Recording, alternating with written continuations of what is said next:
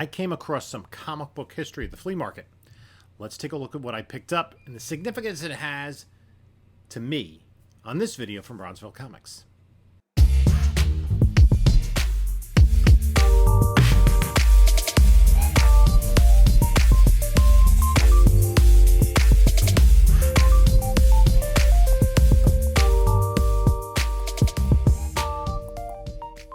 Hey there, comic book community. This is Jim from Bronzeville Comics coming to you with another video. Please like, comment, subscribe, do all that great stuff. We've gone past 4,000 subscribers. Really appreciate all the support. Follow us in this other socials, Instagram at Bronzeville_comics, whatnot at Bronzeville_comics. We do sales every Monday night at 10 p.m. Eastern. So check us out. If you've not yet signed up with the whatnot, you can use the link in the description of this video, and if you use it, you'll get $10 off your first purchase, regardless of where that is. Also, in the description is a link to my email and my eBay store. So, a couple of weekends ago, I was at the flea market in the Meadowlands, and I had bought some books, and I did a video on that previously, and I had completely forgotten that when I was looking, there was a guy who had $2 bins. And he had something sitting on the top of the bins. It wasn't a comic book. And I recognized it. I noticed right away what it was. And I kind of have had in the back of my mind, I want a copy of this. I said, how much is that? He goes, $3. I'm like, yes, please. So I picked up, this is the Overstreet Price Guide, the 4th edition from 1974. I think it says Newton on the artwork. I'm not sure. Doesn't necessarily look like Don Newton. But let's see if they have a acknowledgments, yada yada yada, blah blah blah blah blah blah. Special advisors, preface or preface. This is so interesting, and I want to kind of go through this and why I picked it up, why it was so important. This book was in my local public library when I was a kid. And I checked this out all the time. It was available, it wasn't in the reference section, it was kind of interesting. It was just in the stacks. And I constantly checked this out because as a kid, this was probably the late 70s that I was looking at. This was the 1974 edition. It gave me such an insight into the history of comic books up until that time. And there's so much information here. They go through, like, you know, the grading of comic books. And there's, I mean, this is actually, the cover's a little rough, but in pretty nice. 1973 market report, white people, storage of comics, comics with little, if any, value, scarcity of comic books, collecting back issues. In addition to current issues, most panelologists want to locate back issues. Some energetic collectors have had great success in running down large hordes of rare comics in their hometowns. Occasionally, rare items can be located through agencies that collect old papers and magazines, such as the Salvation Army. The lucky collector can often buy these items for much less than their current market value. Placing advertisements in trade journals, newspapers, etc. can also produce good results. However, don't be discouraged if you are neither energetic nor lucky. Most panelologists build their collection slowly, but systematically by placing mail orders with dealers and other collectors. Comics of early vintage are extremely expensive if they are purchased through a regular dealer or collector, and unless you have unlimited funds to invest in your hobby, you will find it necessary to restrict your collecting in certain ways. Every enthusiast defines his collection in a different manner. Some collect only runs of certain titles, others collect only selected issues which carry special stories or work of a favorite artist. Many collect only incomplete runs of their favorite titles, concentrating on certain periods. However, you define your collection. You should be careful to set your goals well within your means, where to buy and sell. So one of the interesting things is, I guess Overstreet in the early 70s had come up with the term panelologists, which is not one that rolls off the tongue of comic book collectors, because comic books, I guess, have panels. So makes comic book collectors panelologists. Maybe I'll be using that term going forward. I actually kind of enjoy antiquated terms. So there's this particular book. Slightly later editions had some color. In the back, there's like basically a yellow pages. And I'm gonna really enjoy just kind of sifting through this again. So there's a lot of information. Secrets Behind All-Star Comics by Jerry Bales, which he talks about the history of All-Star Comics. Quite a lengthy article. So that is really cool. Talk about Seduction of the Innocent, the birth of comic books, first comic strips. And they list, is this what? They list a whole bunch of conventions. Comic book conventions listed. From the Detroit Con of May 24th, 1964. New York Comic Con 1, July 27th of the same year. And who organized it? And still, I mean, you fast forward to 1973 and think about, compared to today, where there's local shows most weekends in metropolitan areas, and there are large shows all over the place. There was 1, 2, 3, 4, 5, 6, 7, 8, 9, 10, 11, 12 shows. And here's an interesting thing. And this is, so we all know that one of the biggest shows every year is the San Diego Comic-Con. And this, I guess, was its predecessor. Look right there in November. King Con Comic Convention in San Diego. In November by Ken Kruger and Shel Dorf. So the King Con is not the first con titled King Con. Just a treasure trove of information here. And so it starts with A1 Comics, and what was pretty cool about this was there was black and white reproductions, but they had photos. But notice that most of the listings are basically, I guess, typed. Now, A1, I guess, it also had numbers with other books.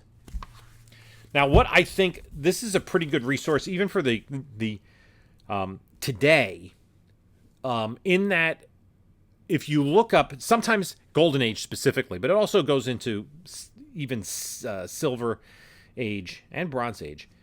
There were titles that started with issue number 17, let's say, and it's hard to determine, like, well, where was issue 16?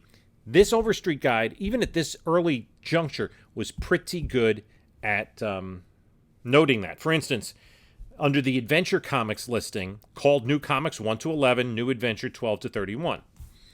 Now, Action Comics number 1, just like this is nearly 50 years ago. The value of a mint condition Action Comics 1 is $2,800. Batman 1. Batman 1, mint condition, $800. Detective 27. Detective Comics 27. Issue number 27. Prices vary widely on this book. $1,600. Superman 1.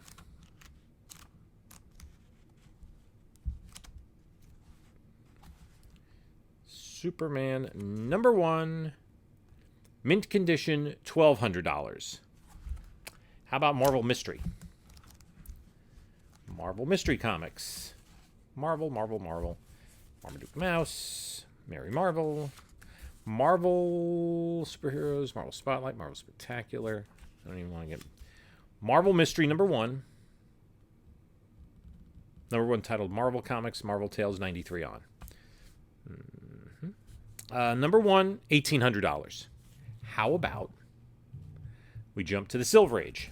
I'm just going to go through some quick Silver Age books because I actually showed this to Streetside Anthony, and he was going to look up the price of Hulk 181, and I go, it hadn't been published yet.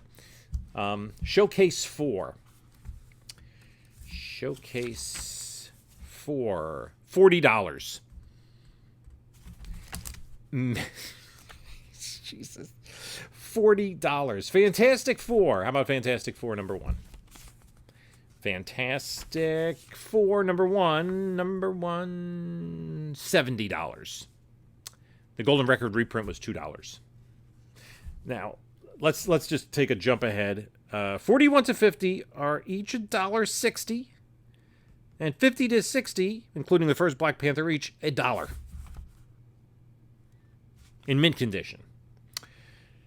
How about Amazing Fantasy 15? I mean, when you think about the prices that we pay today, I wish I had taken my hard-earned money back in the day. And Amazing Fantasy 15 in mint condition, $40. But Amazing Spider-Man number 1. Probably going to be less. Probably like 30. Amazing Man. Amazing Mystery. Amazing Spider-Man. See Spider-Man. Please. It's not Spider-Man. It's Amazing Spider-Man. But, okay. That's odd that they... Because the indicia never listed it as, to my knowledge, as Spider-Man. But Spider-Man number 1, $40.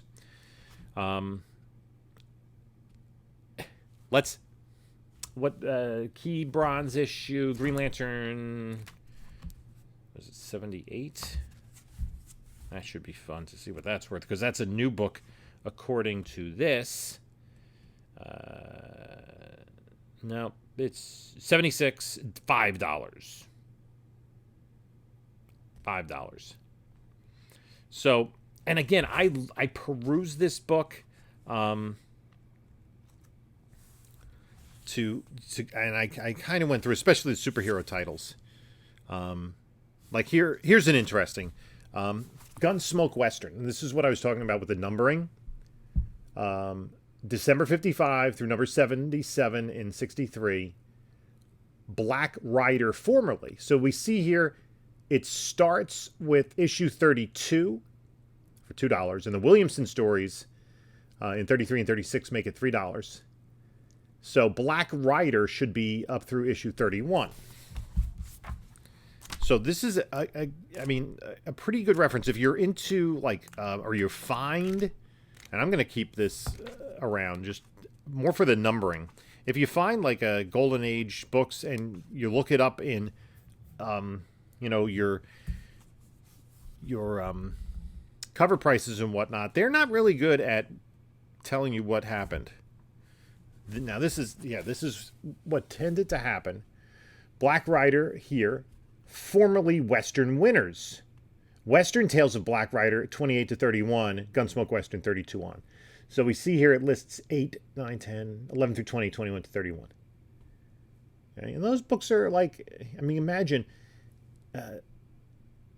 those books are $4 to $8. They're only a tenth the value of Amazing Fantasy 15. It seems as though the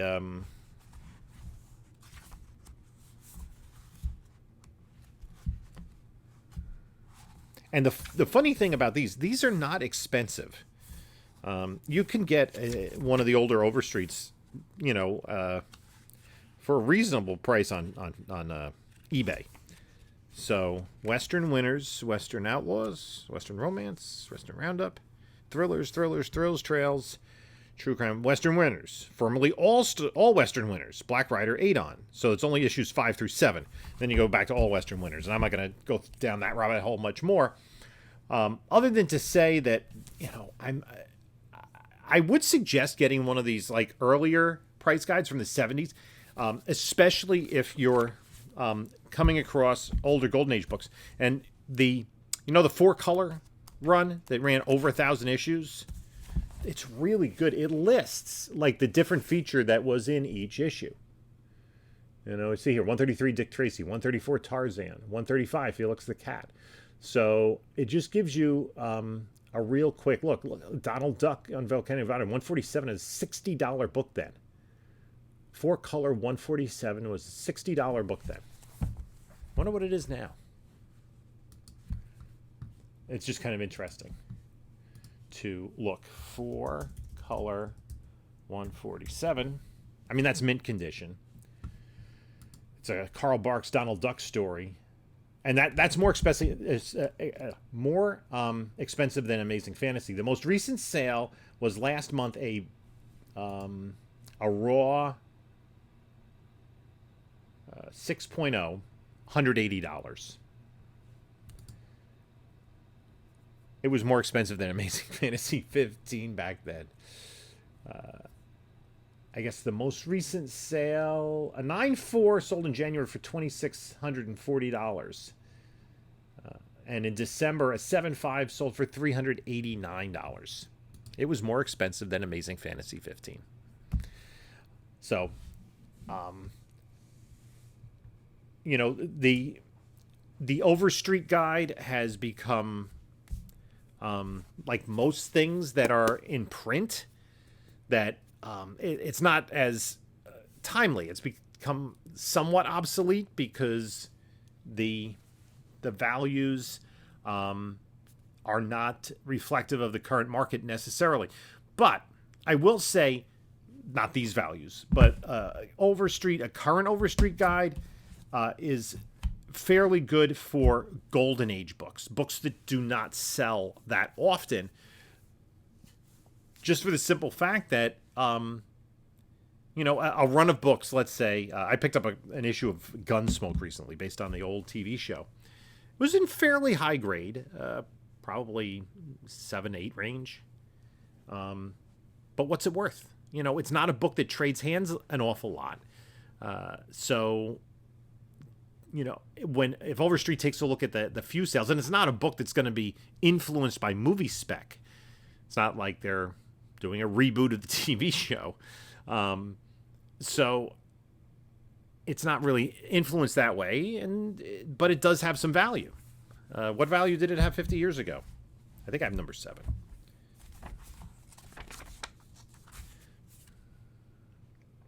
Gunsmoke. Number 7, 80 cents. The Williamson stories. Somehow Al Williamson stories, were more heavily valued by collectors. So, fellow panelologists, let me know what you think of this video. Leave some comments below. Do you have any old Overstreet Guides? Did you grow up with it? I grew up with this. This was in my local public library, as were the 2 volumes of the History of Comics by Jim Steranko, which I managed to get copies of as an adult for my personal collection. Those were amazing. And there was also a hardcover, large form hardcover, Secret Origins of the DC Superheroes, that had origins of the major DC characters, both the Earth 1 and the Earth 2 versions. Basically the main Justice League characters: Superman, Batman, Wonder Woman, Green Lantern, Flash, Green Arrow, Aquaman, maybe a few others. But that was also a great reference for a kid, and I did own a copy of two books that were really important for kids to own at that time, which was Origins of Marvel Comics and Sons of Origins, which contained the reprints of the first appearances of Fantastic Four, Spider-Man, Hulk, Thor, etc. And we were able to access those stories. So anyway, let me know what you think about this video. Let me know, do you have any old Overstreets? In the meantime, you can take a look at a couple of my other videos here. And this is Jim saying until next time, enjoy your comics.